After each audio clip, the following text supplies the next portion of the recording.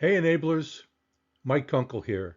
Welcome to this edition of Sales Enablement Straight Talk. Today, I want to talk to you about the difference between feedback and coaching in this episode entitled Feedback from AI or Humans is Not Sales Coaching. Let's dig in.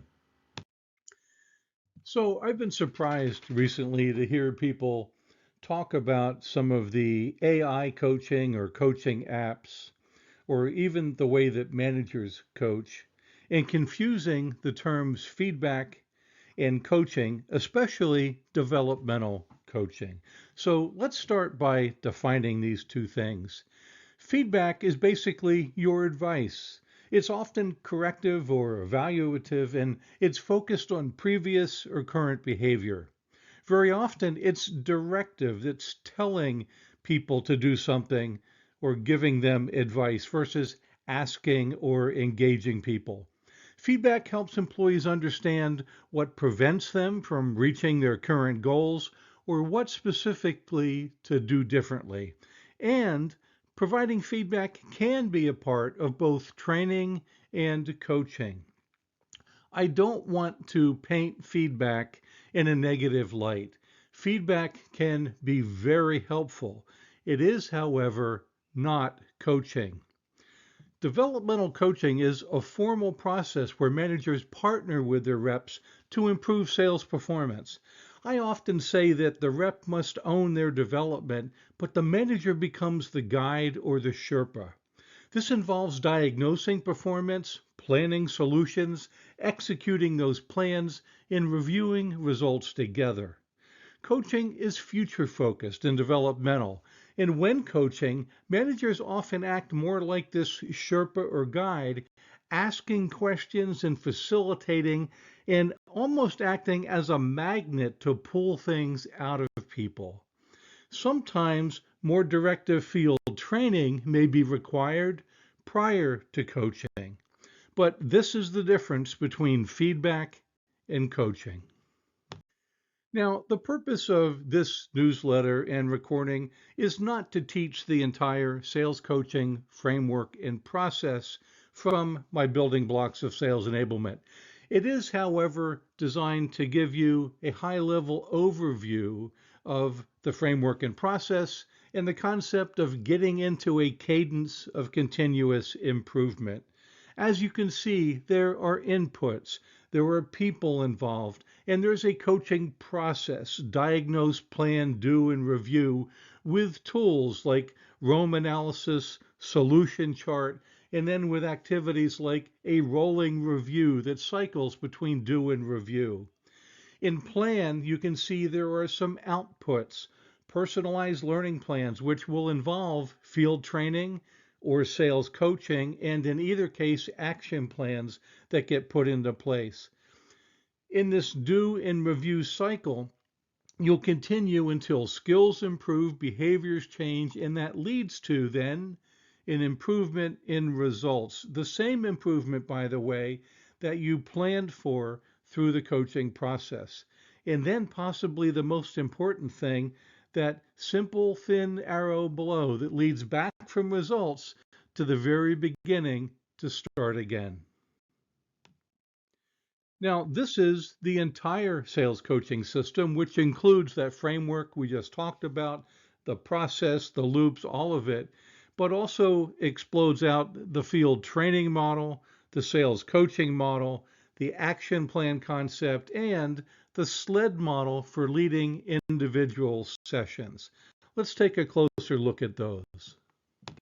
Now, again, the idea here isn't that we're teaching all of the models for leading sessions or doing field training or sales coaching, but to give a quick overview to deepen our understanding of the difference between feedback and coaching. Let's start with leading individual sessions. I refer to this as the SLED model. Set the stage, lead the performance analysis discussion, explore solution options and agree on the best one, and develop and implement an action plan. This is how to lead individual coaching sessions in the most effective way, and I often joke that you SLED through each session. This is the field training model. When someone doesn't know what, why, or how to do something, or at least not how to do it to your expectations, the field training model is an appropriate solution. This is tell, show, do, review, and the little checks are the understanding checks that occur at each stage. So you tell someone and you have them summarize it back. You demonstrate or show someone how to do something and you have them role play it back. You create an action plan together, set them forth to go do it. You get back together and review it, and that is the field training model. This helps conduct field training to lay the right foundation for coaching. And again, you train when someone needs to know what, why, or how to do something effectively. Last then is the sales coaching model. You can see it's very similar to the training model. Instead of tell and show, however, it's engage and practice. Now someone knows what, why, and how to do something. They just need to do it better or more effectively. And so you can engage them rather than be directive and tell them. You can act as a magnet and try to pull things out of people. And even in this stage, when you engage and you discuss what should be done, you use the understanding check to ensure communication has occurred. Then you practice. Now, in show, you went first. You're demonstrating. At this point, you may not need to do that. You can just jump in and give the seller some practice and provide feedback loops and coaching and help them get better at it. Then again, a joint action plan creation and implementation of that and getting back together to review, and that is the sales coaching model. Now, back to the point of this video and this newsletter, and I'm going to go grayscale on the model so we can really highlight how feedback interacts here, or the points of possible feedback. In the SLED model, right, you may offer feedback during the performance analysis discussion. Again, you're trying to pull things out of people, but you may need to offer some feedback along the way. Another spot is when you are exploring solution options and want to agree on the best one. You may have some feedback in there as well. And then the rep should own their development and the development of the action plan, but you may need to guide that or offer some feedback along the way. These are the possible points of interaction for feedback when you're using the SLED model. And by the way, you only really offer feedback as needed.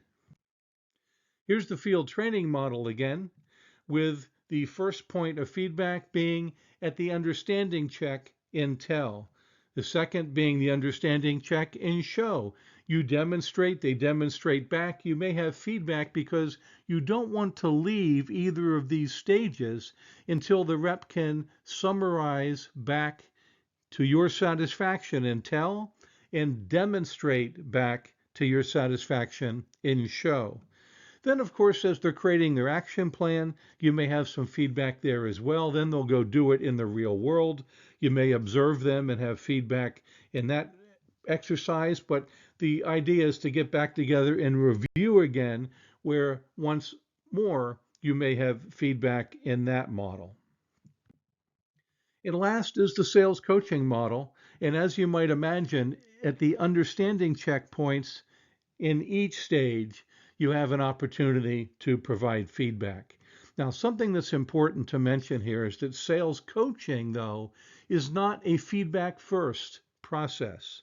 A coach should really act like the magnet, as I've said before, and facilitate to draw out the knowledge and the skill from their rep. They know what, why, and how to do something. They just need help doing it better. Feedback then should be additive as needed. It's really a last resort. And if you're going to provide it, you should ask permission first before providing feedback. And here are all three models with the points of feedback highlighted, just as a summary. To wrap this up and put a bow on it, at this point, I'm sure it's clear that feedback does not equal coaching. Whether it's an AI bot powered by a large language model and generative AI, or a human sales manager, feedback is not coaching. It can be a helpful part of coaching, but as enablement pros, let's not get the two confused. And that's it for this week, enablers. Stay the course and make an impact with enablement.